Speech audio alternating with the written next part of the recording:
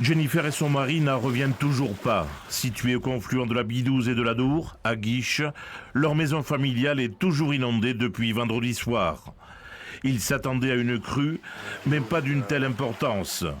Il faudra plusieurs jours pour que le rez-de-chaussée soit de nouveau accessible. C'est la première fois qu'ils constatent de tels débordements et aussi longtemps. Le maire nous a appelés le vendredi soir pour nous dire que très certainement il y allait avoir une très grosse crue puisque lui était à Saint-Palais, donc il voyait les dégâts de la Bidouze à Saint-Palais, donc ça allait rejeter chez nous.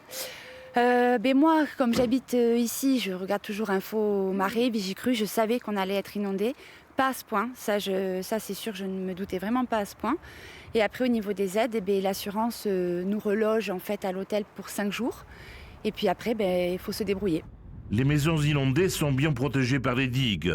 Un syndicat intercommunal des berges a été créé il y a près de 40 ans pour protéger le bassin aval de la Dour de l'influence de la marée et des caprices de l'amont avec les crues exceptionnelles.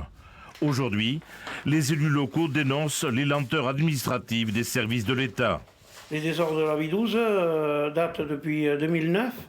À force d'études de modélisation, d'inondation, ceci, cela, nous, ce qu'on se rend compte, c'est qu'il n'y a aucune inondation les mêmes, c'est toujours plus, et les services de la police des eaux ne nous écoutent pas. Depuis début novembre, il est tombé près de 700 millilitres de pluie sur le secteur de Guiche-Bidache. Riverains sinistrés et élus espèrent maintenant une accalmie du côté de la météorologie.